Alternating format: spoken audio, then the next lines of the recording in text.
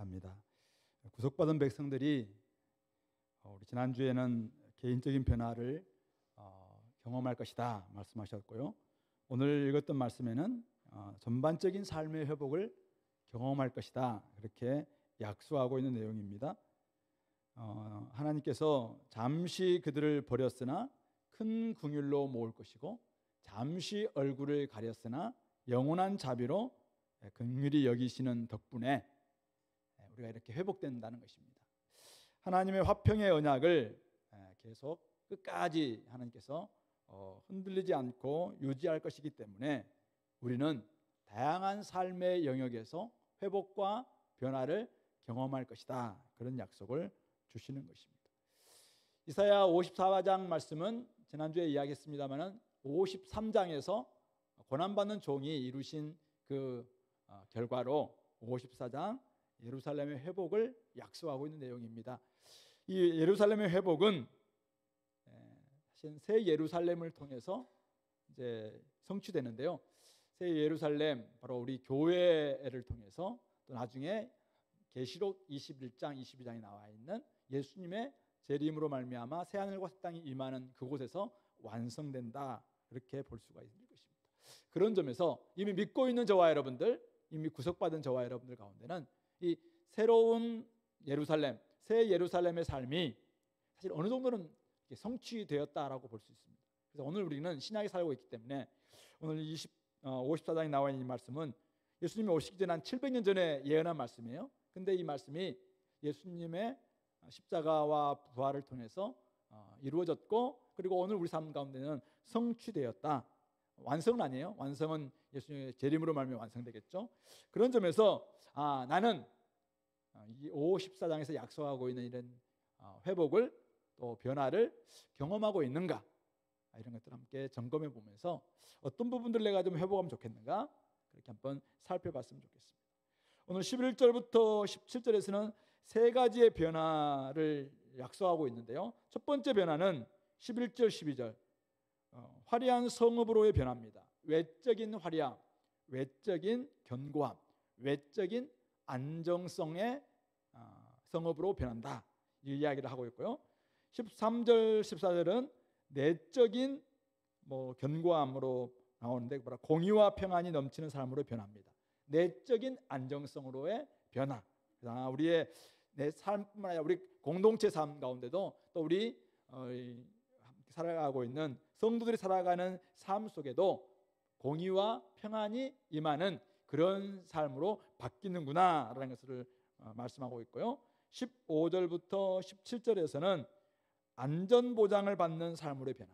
그러니까 결코 우리가 어려움이 없다는 말은 아니에요. 어려움이 있습니다. 고난이 찾아올 겁니다. 그러나 그럼에도 불구하고 우리는 망하지 않는 것입니다. 영원히 이제는 정죄받지 않는 안전이 보장되는 삶으로의 변화. 그래서 영원한 안정성이 우리에게는 주어진다. 그러니까 첫 번째는 외적인 안정성, 두 번째는 내적인 안정성, 그리고 마지막 세 번째는 영원한 안정성이 우리에게는 주어진다. 그 이야기를 오늘 이 본문은 우리에게 말씀하고 있습니다. 자, 첫 번째부터 한번 살펴본다면은 11절 12절에 화려한 성읍으로의 변화입니다. 근데 지금 예루살렘은 어떤 모습입니까?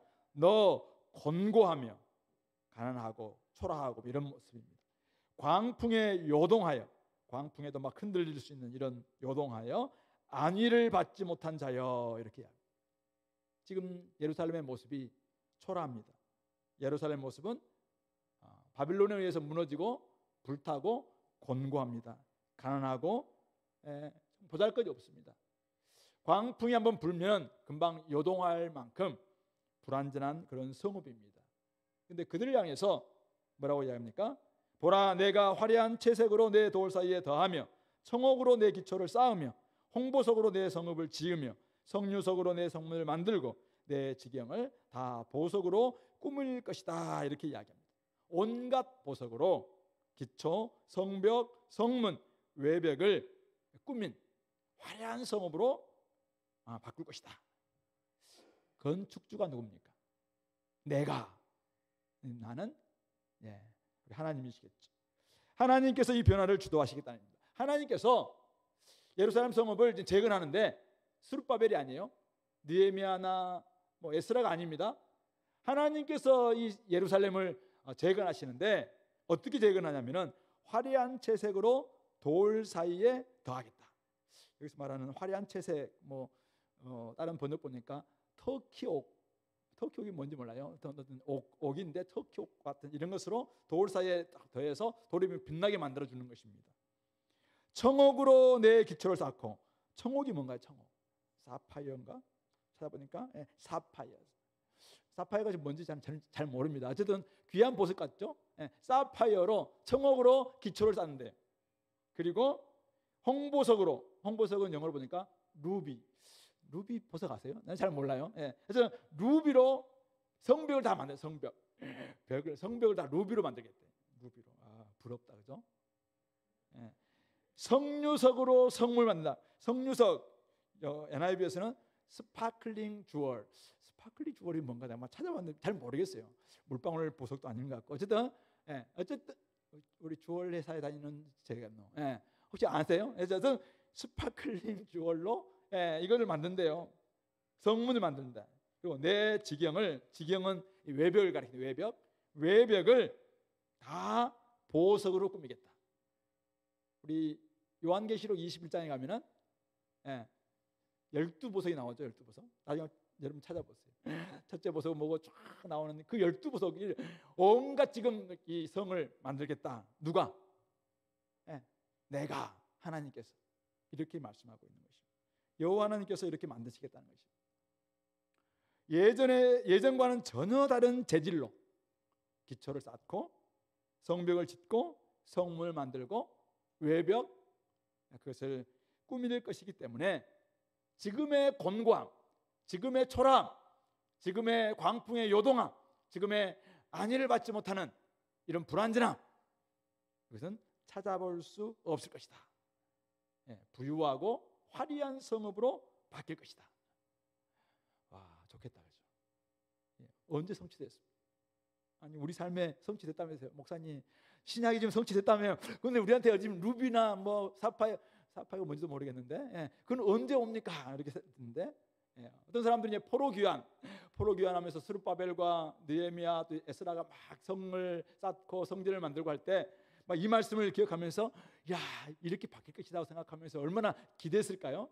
근데 400년이 지나도록 여전히 페르시아 속국으로 있고 헬라의 속국으로 있고 나중에 로마의 속국으로 바뀌는 일이 벌어지잖아요.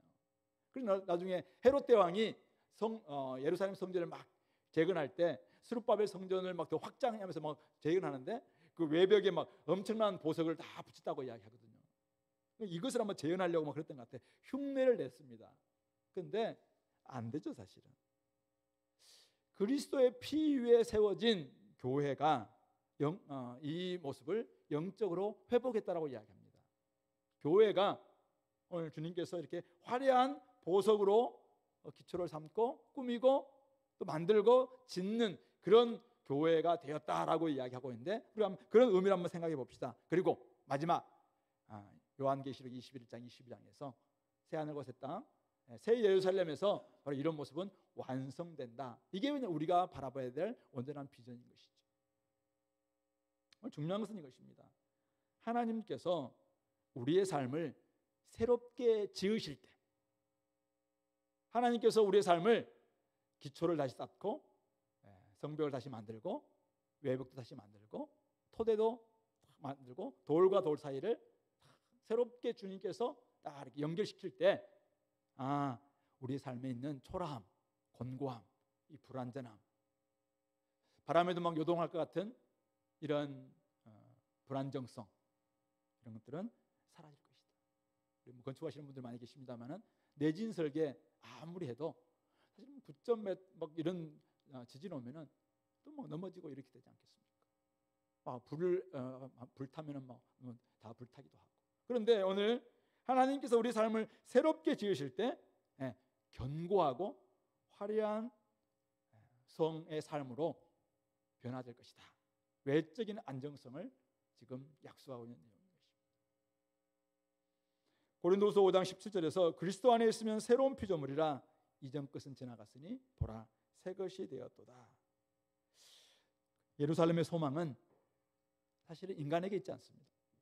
자, 자신들에게 있지 않습니다. 사람들의 소망, 우리가 막 보석을 구하고 많은 것을 잡고 새롭게 만들고 새로운 공법을 만들어서 뭐 엄청난 120 몇 층의 건물을 쌓기도 하고 막 이렇게 해본들, 거기에서 하나님께서 약속하셨던 이러한 화려함과 이 견고함과 이런 것들은 사실은 주어지지 않습니다. 인간이 끊임없이 이것을 추구하지만은 거기에서 나오는, 그렇게 만들었던 로마, 그렇게 만들었던 바벨론, 그렇게 만들었던 이 땅에서의 수많은 나라들은 영적 바벨론에 불과합니다. 나중에 계시록에 보면은 그런 바벨론은 다 무너질 수밖에 없다. 새 예루살렘은 될 수 없다라고 이야기합니다. 오직 새 예루살렘은 하나님께서 지으실 때만 가능하다, 그렇게 말씀하고 있는 것입니다. 자신의 자원 가지고는, 예루살렘에 있는 자원 가지고는 자신의 곤고함, 가련함, 또 가난함, 초라함, 그것을 바꿔낼 수가 없다는 것입니다. 그래서 새 예루살렘은 철저하게 하늘로부터 내려와야 됩니다. 우리 계시록 21장 잠깐 볼까요? 계시록 21장 2절 말씀, 마지막 성경이니까 마지막 성경 마지막 장 바로 앞에 있는 장 21장 2절 말씀,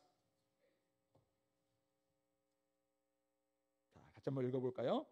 또 내가 보매 거룩한 성 새 예루살렘이 하나님께로부터 하늘에서 내려오니 그 준비한 것이 신부가 남편을 위하여 단장한 것 같더라 하면서 쭉 이야기를 합니다. 새 예루살렘이 어떤 모습인지 쭉 이야기하고, 다시 10절 제가 읽어보겠습니다. 성령으로 나를 데리고 크고 높은 산으로 올라가 하나님께로부터 하늘에서 내려오는 거룩한 성 예루살렘을 보이니 거기는 하나님의 영광이 있어 그 성의 빛이 지극히 귀한 보석 같고 벽옥과 수정같이 막더라. 쭉 이야기하면서 이제 막 여러 가지 보석들로 꾸며져 있는 그런 예루살렘 성을 이야기하고 있습니다.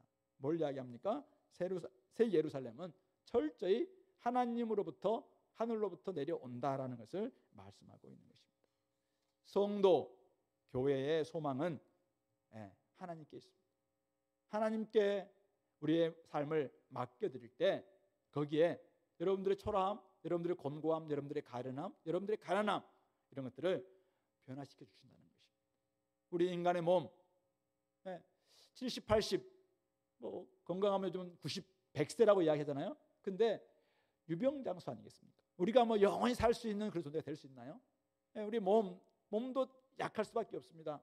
왜냐하면 이 몸은 재질 자체가 약한 재질이기 때문에 그렇습니다. 근데 하나님이 지으시는 몸이 있어요. 우리 고린도후서 5장 1절에 보면은 땅에 있는 우리의 장막집이 무너지면, 우리 죽으면 이 장막집이 무너진다는 것은 그냥 이 땅의 삶이 이제 쓰러지면 하나님께서 지으신 집, 곧 손으로 지은 것이 아니요 하늘에 있는 영원한 집이 우리에게 있는 줄을 아느니라. 그렇습니다. 영원한 집, 영원히 사는 이제는 부활의 몸이 우리에게 덧입혀진다라고 이야기하고 있습니다. 그것은 왜 영원합니까? 우리가 지은 집이 아니기 때문에 그렇습니다. 하나님께서 지으신 집, 손으로 지은 것이 아니요 바로 하늘에 있는 영원한 집이기 때문에 그렇습니다. 하나님께서 새롭게 지을 수 있도록 저와 여러분들은 여러분들의 삶을 좀 하나님께 내어드리는 것이 맞지 않는가. 오늘 약속입니다. 이 약속은 우리의 삶은, 믿는 사람들의 삶은 이렇게 바뀐다는 거예요. 우리의 삶은 이렇게 화려하게 바뀐다. 우리의 삶은 이렇게 견고하게 바뀐다. 우리의 삶은 이렇게 빛나게 바뀐다. 이 약속이거든요. 그런데 이 약속을 왜 우리 삶이 지금도 빛나지 않는가? 왜 우리 삶은 영광스럽지 않는가? 왜 우리 삶은 자꾸 불안하고 불안정하고 견고하지 않고 초라하게 보이고 왜 나 스스로에게 이렇게 자신감과 이런 것도 없는가? 왜 그러는가? 한번 돌아봤으면 좋겠습니다. 하나님께서 내 삶을 지으셔야 돼요. 하나님께서 내 삶에 오셔서 성품을 새롭게 만들어 가실 때 정말 우리 삶이 좀 빛날 수 있지 않겠습니까? 아무리 견고하게 우리를 막 재질을 만든다 할지라도, 건강하게 막 무슨 약, 비타민 주사를 맞고 다른 주사를 맞고 한다 할지라도 사실은 우리 몸 자체가 약한 몸이기 때문에 어쩔 수가 없어요. 그러나 하나님께 온전히 맡기기만 한다면, 하나님께서 우리의 몸을 새롭게 지으신다면 우리의 삶은 빛난 삶, 화려한 삶이 될 수 있다라고 이야기하고 있는 것입니다. 아무리 작은 벌레를 할지라도 처음에는 자기가 별인 줄 알았다잖아요. 근데 벌레에 불과한다 할지라도 우리가 벌레에 불과한 존재예요. 근데 하나님께서 우리의 삶을 지키만 한다면 우리는 하나님의 영광을 반영할 수 있는 존재, 세상을 비출 수 있는 존재, 작은 불꽃 하나가 온 세상을 비추는 그런 존재, 세상의 빛, 이방의 빛, 열방의 빛이 될 수 있다라는 것이 하나님의 약속인 것입니다. 그러므로 우리 구속받은 성도의 삶은 철저히 좀 하나님께 좀 맡겨지는 그런 삶이면 좋겠다. 그럴 때 하나님의 거룩하심과 하나님의 성품들이 제대로 드러남으로 좀 빛나고 화려하고, 사람들로부터 야, 쟤는 좀 가진 것도 별로 없는데 어떻게 저렇게 삶이 좀 빛나냐, 어떻게 저렇게 그를 통해서 하나님의 영광스러움이 드러내냐, 이런 이야기가 돌지 않겠습니까? 사실은 우리 베드로 사도가 우리 성도 한 사람 한 사람을 돌이라고 이야기했어요. 제가 이야기하는 게 아니에요. 베드로 사도가 이야기했습니다. 예수님도 돌이에요. 예수님 어떤 돌이에요? 산돌, 살아있는 대문자 리빙스톤, 살아있는 돌. 근데 살아있는 돌이신 예수님께 우리 돌이 한 사람 한 사람 돌이 돼요. 이 돌이 딱 붙으면 우리도 소문자 리빙스톤이 되는 거예요. 소문자로 우리도 산돌이 됩니다. 그렇게 해서 우리가 신령한 집이 되어서 성전이 된다는 말이잖아요. 성전이 되어서 하나님께 영광을 올려드리게 되고, 그리고 구약 바로 출애굽기 19장에서 약속하셨던 이스라엘의 이제는 회복이 일어나는 거죠. 우리가 온전히 회복이 되어서 거룩한 족속, 왕 같은 제사장, 거룩한 나라, 하나님 선택받은 그의 소유된 백성이 되어서 하나님의 아름다운 덕을 선전하는, 선포하는 그런 모습이 된다, 이렇게 이야기했습니다. 자, 아름다운 덕을 선전한다는 것이 무엇입니까? 물론 입으로 하나님은 아름답습니다, 하나님은 영광스럽습니다, 하나님은 우리를 구원하시는 사랑이 많으신 분입니다, 선전하는 거 맞습니다. 그런데 우리의 삶이 빛나지 않아요. 우리 삶이 보석 같지 않아. 우리 삶이 초라해. 우리 삶이 너무나도 막 늘 불안하고 이런데 입으로만 막 이렇게 한다고 사람들이 와, 하나님 진짜 영광스럽다 이렇게 믿어요? 아니잖아요. 그리고 이것은 우리의 삶이 함께 연결되어 있는 성도로서의 이 삶이 함께 한 사람들이 아까 주님께서 말씀하신 것처럼 화려한 채색으로 돌 사이에 덧입혀지고 사파이어와 같은 빛나는 보석이 기초를 대고, 그 다음에 막 루비와 같은 이런 것들이 성벽이 되고, 그리고 아까 뭐 스파클링 주얼 같은 이런 보석들이 이렇게 막 쌓여질 때 나는 돌이에요. 나는 보잘것없는 돌이에요. 누가 버린 돌 같은 존재예요. 근데 하나님 우리를 딱 사용해서 여기에 보석으로 하나님의 성품으로 막 만들어서 같이 엮어주니까 함께 들어간 사람들이 야, 저기는 뭔가 있는 것 같다. 하나님의 아름다운 덕, 하나님은 아름답습니다, 하나님은 이런 분이십니다, 하나님은 우리를 저 흑암의 권세에서 우리를 사랑하는 아들의 나라로 옮겼습니다라고 말하는 그 말이 먹혀 들어가는 것이 먹혀 들어가는, 그런 삶이 될 수 있다라고 이야기하고 있는 것이죠. 그런 점에서 오늘 저와 여러분들 조금 하나님의 거룩하심과 하나님의 성품이 드러나서 아름다운 덕을 선전하기 위해서는 나의 삶을 조금 더 주님께 좀 드리면 어떨까요? 구원받았음에도 불구하고 자꾸만 내가 내 삶을 주도하려고 하는 혹시 그런 모습이 있다면은 삼위 하나님께서 여러분들의 삶, 여러분들의 일상 좀 지을 수 있도록, 아까 우리 찬양했던 삶의 예배인가요? 거기 있는 것처럼 우리 삶이 일상의 예배가 회복될 수 있도록 좀 여러분 삶도 하나님께 좀 주도하실 수 있도록. 우리가 계속 내가 내 삶을 주도하려고 만들면은 인간적인 요소 가지고 막 쌓아본들 그게 나오는 게 로마예요. 로마. 그게 가장 멋지게 쌓았던 게 바벨탑이라니까요. 큰 성 바벨론. 인간이 막 가지고 있는 온갖 영광 다 만들어 놓은 게 큰 성 바벨론이에요. 그는 무너질 수밖에 없어요. 근데 하나님께서 우리 삶을 짓기 시작하면 여러분들 삶 가운데 성품을 바꾸시고, 하나님이 여러분들 삶 가운데 사랑의 삶으로 바꾸고, 여러분들이 막 선하심이 드러나고, 여러분들 만났는데 사람들이 여러분 안에서 막 굉장히 인자가 넘쳐나고 이렇게 된다면은 결국 거기 새 예루살렘의 삶이다, 이렇게 좀 말씀하고 있는 것이죠. 그런 점에서 내가 조금 더 내어드릴 수 있는 것이 무엇일까? 우리는 원래 좀 주도하는 걸 좋아하잖아요. 근데 조금 내려놓고 좀 이렇게 맡길 수 있도록. 기질적으로 내는 절대 남한테 맡길 수 없습니다, 부탁드리는데요. 알겠어요. 근데 좀 맡겨보십시오. 맡겨서 주님께서 우리 삶을 좀 인도하실 수 있도록. ESTJ 혹시 있나요? 주님께 좀 맡기십시오. 너무 피가 막 강해가지고 나는 뭐 절대는 누군가 주도하는 걸 못합니다, 저는 뭐 제 알아서 해야 됩니다, 부탁드리는데요. 알겠어요. 근데 주님께 좀 맡겨주십시오.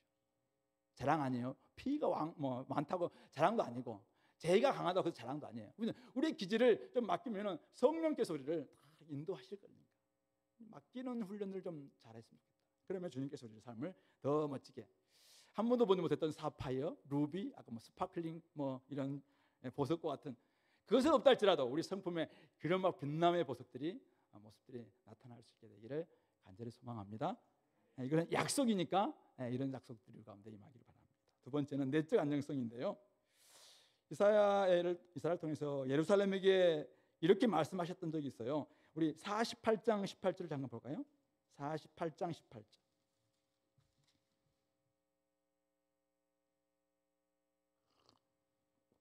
네가 나의 명령에 주의하였더라면 네 평강이 강과 같았겠고 네 공의가 바다 물결 같았을 것이며.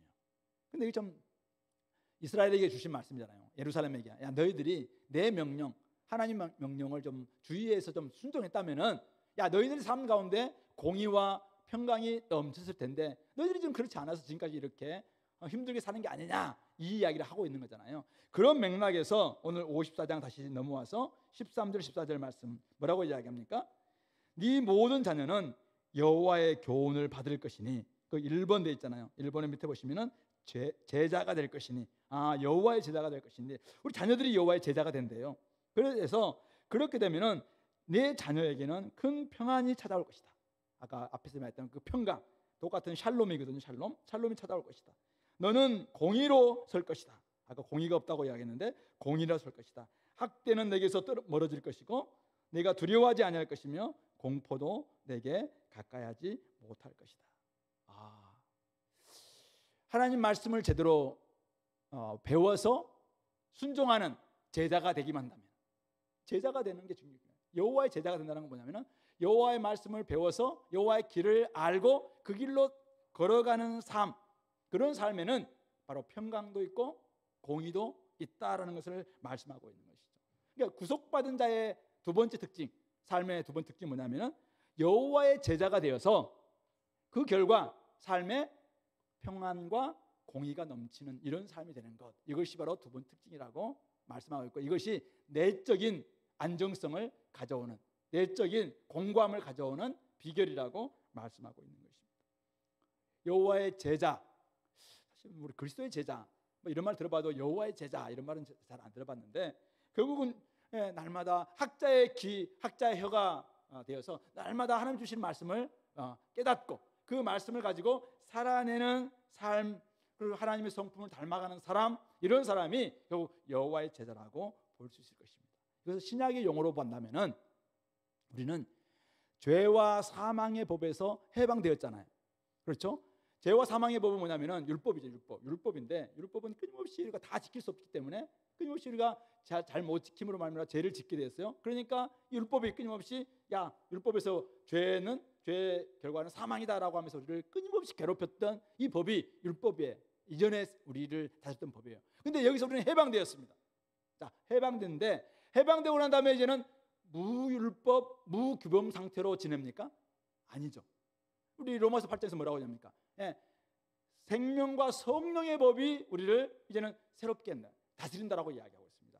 생명과 성령의 법, 성령께서 우리 가운데 계시는데 그 성령께서 우리 속에 있는 마음, 신비에 새겨져 있는 하나님의 말씀을 지킬 수 있도록 만들어주고, 그렇게 함으로 말미암아 우리가 생명으로 나아가는 그런 삶이 되게 한다라는 이야기하고 있습니다. 우리 그리스도께서도 우리 수고하고 무거운 짐진 자들, 율법 때문에 이 땅에서 너무 고난당하고 힘들어하는 지체들을 향해서 외쳤습니다. 수고하고 무거운 짐진 자들아 다 내게로 오라, 내가 너희를 쉬게 하리라. 이걸로 이것이 아닙니다. 쉬게 하리라 하고 하면서 바로 주님께서 내가 주는 멍에는 쉽고 가볍다라고 이야기하고 있습니다. 주님이 주시는 멍에가 있어요. 그 바로 주님의 말씀을 배우고 따라가는 그런 삶을 통해서 진짜 평안과 진짜 공의가, 의로움이 찾아온다라고 말씀하고 있는 것이죠. 바울 사도도 비슷한 말씀을 주셨는데요. 우리 에베소서 4장 20절 21절 우리 한번 찾아볼까요? 에베소서 4장 20절 21절. 자, 우리 에베소서 314페이지 신약성경 우리 같이 한번 읽어봅시다. 에베소서 4장 20절 21절 말씀입니다. 오직 너희는 그리스도를 그같이 배우지 아니하였느니라. 진리가 예수 안에 있는 것 같이 너희가 참으로 그에게서 듣고 또한 그 안에서 가르침을 받았을진대. 그렇습니다. 그리스도의 제자는 그리스도에서 배운 사람들입니다. 그리스도 안에 있는 진리, 그것을 듣고 그 안에서 가르침을 받는 사람을 그리스도의 제자다, 그렇게 말씀하고 있는 것입니다. 그런 점에서 여호와의 제자가 되기만 한다면, 그리스도의 제자가 되기만 한다면 우리 삶에는 그 결과 당연히 따라오는 평안과 공의가 우리 공동체 또 여러분들 삶 가운데서 온전히 임하게 될 것이다라고 약속하고 있는 것입니다. 근데 오늘 여기서 큰 평안이 우리 내 자녀에게는 큰 평안이 있을 것이다라고 이야기합니다. 우리 자녀들 큰 평안이 있는데 왜 큰 평안이라고 했을까? 정확히는 잘 모르겠습니다. 그런데 평안은 샬롬이죠. 샬롬. 원래 타락으로 말미암아 우리 인간은 네 가지 관계에서 깨졌잖아요. 사중적인 단절이 찾아왔습니다. 그것이 바로 하나님과의 관계가 단절되었고, 자신과의 관계가 깨어졌고, 이웃과 남편과 아내 또 주변의 형제들과의 관계도 다 깨어졌고, 그리고 마지막 세상 또는 피조물과의 관계도 깨졌습니다. 이것이 바로 타락의 결과였잖아요. 그러므로 하나님과 관계가 이렇게 끊어지면은 결국 삶이 힘들 수밖에 없었어요. 그런데 하나님 관계가 딱 회복돼서 이제는 여호와의 제자가 딱 되니까, 큰 평안이 찾아오니까 하나님 관계가 회복되는 그 결과 자신을 막 사랑하게 되고, 옆에 있는 형제자매들과도 잘 지내게 되고, 뿐만 아니라 이웃, 나아가서는 세상과의 또 피조물과의 관계도 막 찾아오는 온전한 평안, 이것을 성경에서는 샬롬이라고 해요.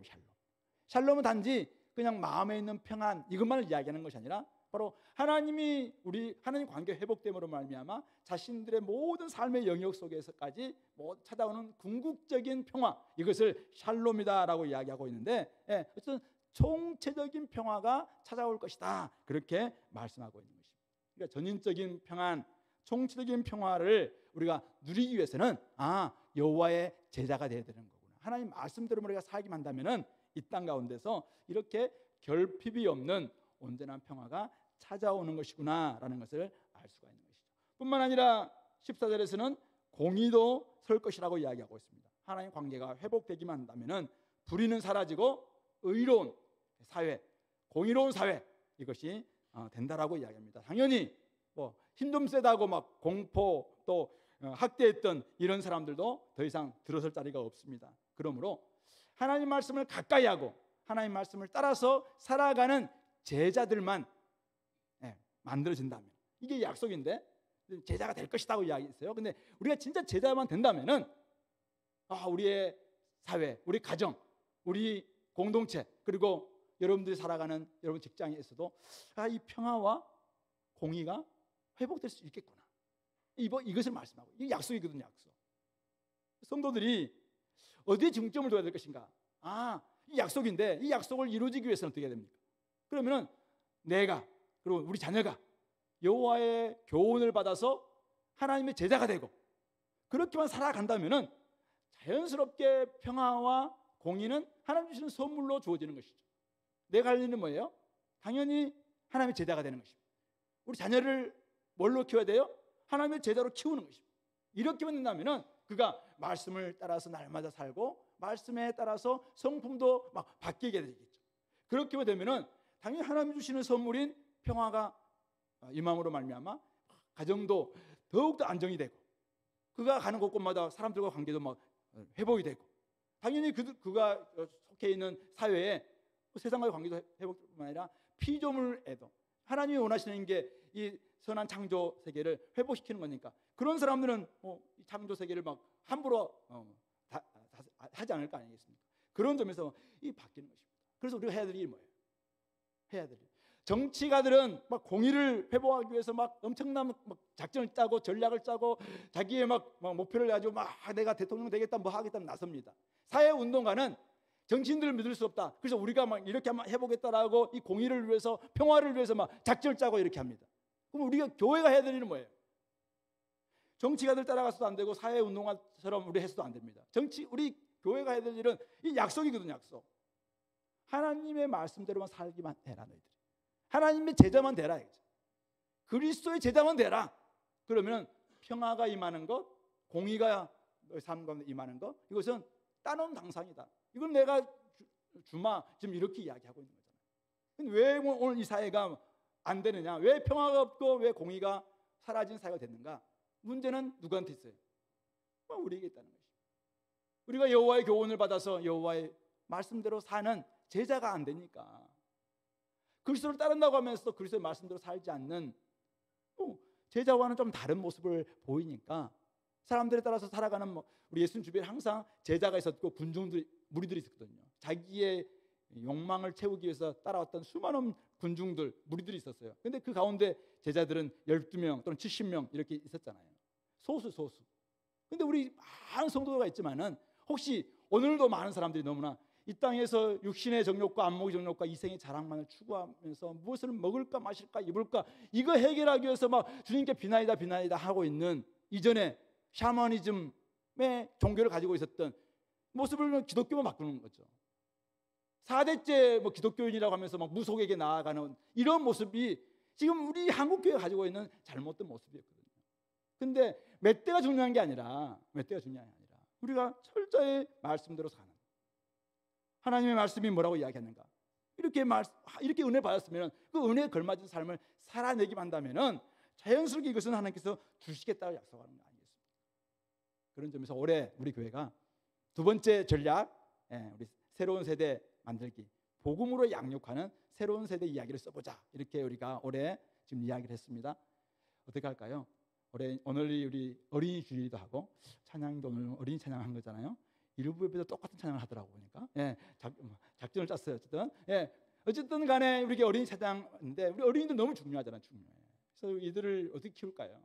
어린아이와 같은 사람들을 우리가 천국에 갈 수 있으니까 우리가 어린아이 될 뿐만 아니라 우리 아이들도 제자로 만드는 거죠. 그렇게 하기 위해서 힘쓰는 우리 지금 교사들이 열심히 수고하고 계시는데, 저들을 우리가 격려하면서 우리가 다음 세대를, 새로운 세대를 만들고, 또 가정에서도 교사들에게만 맡기지 마시고 교회만 맡기지 마시고 집에서도 어쨌든 이 말씀대로 좀 살아가려고 하는 이런 우리 제자만 만들 수 있다면 되는 거 아닐까.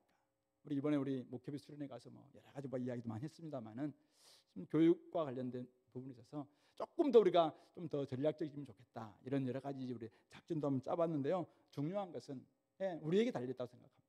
우리가 오늘 이게 여호와의 교훈을 받을 것이니, 모든 자녀는 여호와의 교훈을 받을 것이니 내 자녀에게는 큰 평안이 임할 것이다. 이게 약속이라면은 우리가 여호와의 제자가 되는 것, 내가 제자가 되는 것입니다. 내가 돼야지 부모들을 바라보면서 자녀들은 따라올 텐데, 선생님들을 바라보면서 자녀들은, 우리 학생들은 따라올 텐데, 우리가 예수님의 제자가 되는 것입니다. 그래서 우리 교회가 길러대는 그리스도인들은 단지 교회용 그리스도인은 아니에요. 그래서 좀 평화와 공의를 정말 일으킬 수 있는, 또 주도할 수 있는 이러한 하나님 나라 일꾼을 우리 키우는 것. 그래서 우리 교회가 비전이 그랬잖아요. 주님의 일꾼을 키운다에 세 가지: 복음의 일꾼, 말씀의 일꾼, 선교의 일꾼, 이런 일꾼을 키우겠다라는 것이 우리 교회가 가지고 있는 비전인데, 이런 비전을 정말 온전히 이루기 위해서는 먼저 가장 중요한 게 우리가 제자가 되는 것입니다. 우리가 그리스도의 제자가 되는 것입니다. 여호와의 교훈을 받아 그의 제자가 되는 것. 그럴 때 하나님이 주시는 것은 이 땅에 평화입니다. 하나님이 주실 것은 우리에게 공의일 것입니다. 지금 그것을 우리 이미 그리스도인들에게는 가정에서 이루어야 된다고 이야기하고 있죠. 완벽한 것은 마지막 때 이루어집니다. 그러나 지금 우리는 여러분의 가정에서 이미 믿은 지 지금 10년, 20년 됐잖아요. 그렇다면 여러분의 가정에서 이 평화가 좀 임할 수 있도록, 남편과 아내가 참 잘 지내고 자녀들 가운데도 관계 회복이 일어나고, 또 주변의 이웃에게도 회복이 일어날 수 있도록 나를 조금 더 내려놓을 수 있도록 연습하시고, 하나님께서 뭐라고 말씀하고 있는가. 여러분들 우리 잘 알고 있는 로마서 1장부터 11장까지가 교리고 12장부터 16장까지가 윤리적인 부분이잖아요. 그러면 12장부터 16장까지 이 말씀을 다시 한번 보면서 내가 이 말씀에 좀 순종하고 있는가 한번 돌아봤으면 좋겠고, 또 에베소서에서 1장부터 3장까지가 교리고 4장부터 6장까지가 윤리라면 이 부분에서 나는 얼마나 내 삶 가운데서 이렇게 이루어지고 있는가. 모든 성경에는 이렇게 우리에게 이렇게 행하라라고 하시면서 행할 수 있는 능력, 또 도우미, 보혜사는 헬퍼, 카운셀러라고 할 수 있는 바로 그 성령님을 우리에게 주셨잖아요. 그 성령님과 의논하면서 여러분들이 이 길로 나아간다면 여러분들 삶에 공의와 평화가 임할 것이고 우리의 삶은 훨씬 더 안정적으로 바뀔 것이다. 그렇게 아시고 그렇게 나아갈 수 있게 되기를 바랍니다. 마지막으로 15절부터 17절에서는 안전보장을 받는 삶으로 변한대요. 아까 영원한 안정성이라고 이야기했어요. 오늘 15절 말씀 보니까 보라 그들이 대적들을 가리킵니다. 분쟁을 일으킬지라도 하나님이 우리에게 말씀하시는데 분쟁은 있구나. 예수 믿는다고 해서 고난이 끝난 게 아니에요. 어려움 찾아옵니다. 분쟁도 찾아올 것입니다. 근데 문제는 뭐냐면은 중요한 거는 나로 말미암지 않대요. 옛날에는 예수님의 이사야 53장 이전까지는 하나님이 야기한 분쟁이 있었어요. 그게 누구냐면은 아수르, 또 바벨론, 또 예루살렘 주변에 이스라엘 주변에 있었던 수많은 나라들, 이런 나라들을 막 데려와가지고 막 이들을 막 괴롭히게 만들었고 하나님 하셨거든요. 왜냐하면 불순종하니까. 이 불순종한 이 녀석들 좀 고쳐보려고 하나님이 아수르를 데려와서 막 이들을 심판하게 하기도 하고 바벨론을 막 이들을 쳐들어와서 이들을 막 힘들게 만들기도 하고 이렇게 하셨거든요. 그런데 신약에 예수님이 결국 우리를 위해서 십자가에 죽으시고 부활하게 하심으로 말미암아 모든 일을 이루신 이후에는 더 이상 나로 말미암지 않는다. 고난이 찾아올 텐데 그것은 내가 너희들에게 막 징계하고 심판하는 게 아니다. 그런 이야기를 하고 있는 것이죠. 누구든지 너와 분쟁을 일으킨 자는 근데 너로 말미암아 결과는 어떻게 되냐면 그놈들 반드시 패망한다. 이 땅에서 패망하지 않나 할지라도 결국 하나님께서 그들을 패배시킨다. 이런 약속입니다. 숯불을 불어서 자기가 쓸만한 연장을 제조하는 장인, 또 파괴하며 진멸하는 자, 이런 사람들, 그런 존재들 다 내가 창조했다. 이건 뭐냐면 내 손 아래 있다. 이제 내 손 아래. 내가 그들 주관한다.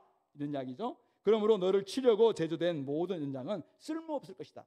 혹시 성도들을 새 예루살렘을 막 없애려고 작전을 짜면서 모의하면서 막 쳐들어오는 그런 사람들이 있다 할지라도 그들은 다 쓸모없게 될 것이다. 이제는 그들은 끝났다. 그렇게 이야기하고 있는 것이죠. 그러면서 일어나 너를 대적하여 송사하는 고발하는 모든 혀는 너에게 정죄를 당할 것이다. 제압을 당할 것이다. 이렇게 이야기하면서 이것이 여호와의 종들의 기업이요 이것이 그들이 내게서 여호와의 종들을 가리키죠. 그들이 나에게서 얻은 의로움, 공이다. 이렇게 이야기합니다. 이 말씀 참 중요한데요. 앞에서 이야기하고 있는 영원한 안전보장. 이제 더 이상 하나님의 백성 새 예루살렘은 망하지 않습니다. 정죄당하지 않아요. 송사가 누가 송사한다 할지라도 절대 이들은 고발당하지 않습니다. 왜냐하면 이것이 여호와의 종들의 기업이라고 합니다. 여호와의 종들이 받은 유업이라고 이야기하고 있대요. 여호와의 종들이 앞으로 계속 물려받게 될 기업, 그것이 뭐냐면 안전보장이에요. 영원한 안전보장. 근데 누가 여호와의 종들이라고 이야기하고 있어요. 이사야에서 여호와의 종들이라는 복수형이 쓰이는 것이 이거 처음입니다. 그러니까 앞에는 여호와의 종이라 했거든요. 그러니까 여호와의 종이신 그리스도께서 우리를 대속하심으로 말미암아 모든 일을 다 이루셨잖아요. 그 결과 여호와의 종들인 새 예루살렘의 백성들, 저와 여러분들을 포함한 성도들이 이 기업을 받게 되었어요. 그것이 뭐냐면 영원한 안전보장. 이것이 바로 하나님이 우리에게 주신 공의라고 의로움이라고 약속하고 있는 것입니다. 그러므로 성도들은 그리스도의 대속의 의를 힘입어서 하나님으로부터 의롭다 하심을 받은 존재입니다. 원래 우리는 죄인이었어요. 우리는 안위를 받지 못한 존재였습니다. 그러나 그리스도의 의를 힘입는 순간 하나님께서 보시기에 의인이 되는 것입니다. 하나님은 우리를 보면서 너는 의롭다 그렇게 선포해 주신 것입니다. 그러므로 저와 여러분들, 여호와의 종들이 저와 여러분들의 받은 이 의는 여호와의 종이신 그리스도께서 행하신 그 일 때문에 주어졌다라는 사실을 우리가 기억하는 것이 중요합니다. 그래서 그러니까 우리가 공로로 말미암아 이 의를 쟁취하는 것이라면은 우리는 너무 부족하기 때문에 이게 영원한 안전보장이 아니에요. 영원한 안정성이 보장되는 것은 아닐 것입니다. 근데 이것은 하나님이신 고난받는 종이신 예수님께서 이루신 그 공로에 의해서 우리에게 주어진 것입니다. 그러므로 어떤 누가 송사해도 어떤 누가 대적해도 이것은 이제는 끝난 거예요. 그 약속을 말씀하고 있는 것이죠. 그것이 바로 로마서 8장 33절 34절 내용이죠. 제가 한번 읽어드리겠습니다. 누가 능히 하나님께서 택하신 자들을 고발하리요? 의롭다 하신 이는 하나님이시니 누가 정죄하리요? 죽으실 뿐 아니라 다시 살아나신 이는 그리스도 예수시니 그는 하나님 우편에 계신 자요 우리를 위하여 간구하시는 자신이라. 아멘. 그렇습니다. 바로 예수님께서 이미 우리를 다 우리 문제를 해결하시고 죽으셨다가 부활하셨어요. 그러므로 사탄이 아무리 저놈은 아무리 죄인입니다 그렇게 송사해도 하나님은 아니다. 내 아들이 이미 다 해결했다. 네 아무리 고발해봤다. 원래 사탄은 고발하는 자잖아요. 참소하는 자니까 맨날 참소할 거예요. 제 오늘도 죄지었거든요. 제 오늘도 교회 갔다 왔는데 죄지었습니다. 막 참소할 거예요. 근데 하나님을 하면 끝났다. 나는 이미 내 아들 죽이고 부활함으로 말미암아 그 모든 문제 해결했다.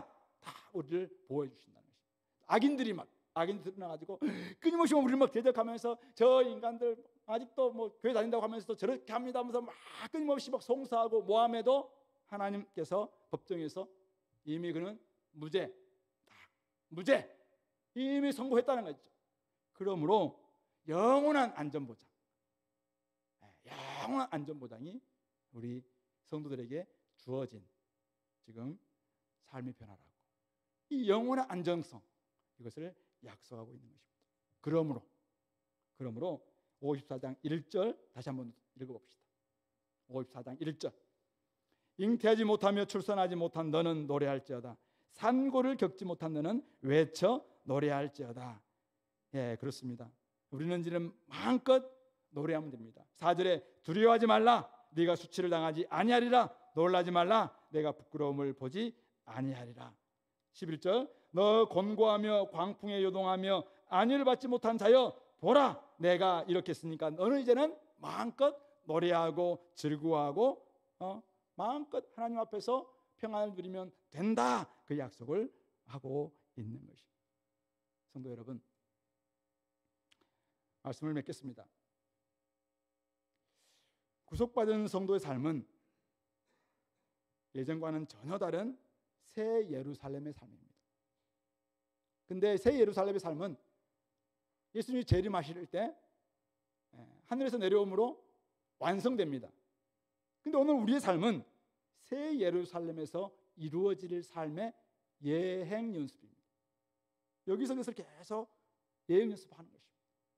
그러면 저는 여러분들이 세 가지에서 떠나지 않았으면 좋겠습니다. 첫 번째, 우리 삶을 주님께서 주도하시겠다고 했잖아요. 하나님에게서 좀 떠나지 않았으면 좋겠습니다. 내 삶의 주인이 하나님이시니 하나님이 내 삶을 좀 인도하실 수 있도록, 내 삶에 나는 어디 내가 가지고 있는 내가 아는 보석 이것 가지고 내 삶이 빛나질 수 없어요. 하나님이 내 삶을 빛나게 만들어줄 거라고 이야기했어요. 내가 비록 벌레라 할지라도 자기가 어떤 존재를 할지라도 좋아요. 괜찮아요. 하나님께 여러분 딱 맡기십시오. 그러면 하나님이 여러분 삶을 빛나게 만들어줄 것입니다. 하나님을 떠나지 않았으면 좋겠습니다. 두 번째, 여러분들이 하나님의 제자가 되는, 하나님 말씀에서 안 떠났으면 좋겠습니다. 하나님 말씀에서 안 떠나면은 말씀이 여러분들의 삶을 인도하시는 대로 한번 순종해 보는 거예요. 소리가 난다 할지라도 순종해 보는 것입니다. 그렇게 하면 어떻게 해요? 당연히 여러분들 삶에 공의와 평화가 임하게 될 줄 압니다. 이게 사실은 우리 연습하는 거거든요. 세 번째, 여러분들이 하나님의 종이신 예수님, 하나님이신 예수님이죠. 하나님 안에만 좀 거하십시오. 하나님 안에만 있으면은 그리스도 안에 있는 사람들은 결코 정죄함이 없다고 이야기했잖아요. 우리가 왜 불안합니까? 왜 자꾸만 떨립니까? 왜 내가 자꾸만 죄책감과 자책과 이렇게 빠져 있습니까? 왜 내가 자꾸 위로가 없는 것처럼 생각합니까? 그리스도 안에 내가 거하지 않기 때문에. 그리스도 안에만 거한다면은, 그리스도 안에 딱 붙어 있다면은 열매 맺는 것은 당연한데 자꾸 여기서 내가 멀어져 있기 때문에, 물론 우리가 그리스도 밖에 벗어나지는 않을 거예요. 하나님은 우리를 잡고 있기 때문에. 근데 우리 라오디게아 교회처럼 그리스도를 자꾸 내보냅니다. 그러니까 주님께서 끊임없이 밖에서 문 좀 똑똑똑 문 두드리잖아요. 내가 너에게 들어가면 너는 너의 삶은 빛날 것이다. 네 삶은 정말 공의로울 것이다. 내 삶에는 평강이 임할 것이다. 네 삶에는 진짜 온전한 위로가 평안이 찾아올 것이다. 그러므로 제발 나를 좀 영접해라. 내가 네 삶에 들어가기만 한다면 너와 더불어 먹고 너는 나와 더불어 먹는 이런 삶이 될 것이다. 약속하고 있지 않습니까? 그러므로 오늘 빛나고 화려한 삶 하나님께서 지으실 때 가능합니다. 공의롭고 평안한 삶 하나님의 제자가 될 때 가능합니다. 안전보장이 있는 삶, 하나님의 보호 아래 그리스도 안에 있을 때 가능한 것입니다. 그런 점에서 오늘 여러분들, 이건 이미 약속입니다. 약속이자 어느 정도 성취되고 있는 것입니다. 이것은 나중에 죽고 난 다음에 천국 가서 이루어질 완벽한 완성은 그때 올 것이고, 주님이 재림하시는 날 완벽하게 완성될 겁니다. 근데 여기에서도 얼마든지 우리가 맛볼 수 있고 성취할 수 있는 약속입니다. 그런 점에서 이 약속을 믿고 한 발 한 발 내딛음으로 말미암아 내적인 안정감, 외적인 안정감, 영원한 안정감 우리 삶 가운데서 경험하는 우리 공동체 될 수 있기를 말씀으로 권면합니다. 같이 기도하겠습니다. 오늘 말씀을 좀 기억하면서, 하나님, 이것이 약속인데 왜 내 삶에는 이런 것이 별로 보이지 않습니까? 하나님, 이제부터 내가 하나님께 내 삶을 좀 맡기게 도와주시고, 말씀 앞에 순종하는 말씀의 제자가 되게 도와주시고, 하나님의 제자가 되게 도와주시고, 그리고 그리스도 안에 늘 거함으로 결코 내가 정죄함이 없다는 사실을 깨닫고 이 길을 온전히 걸어갈 수 있는 은혜가 있게 달라고 같이 기도합시다. 기도하겠습니다.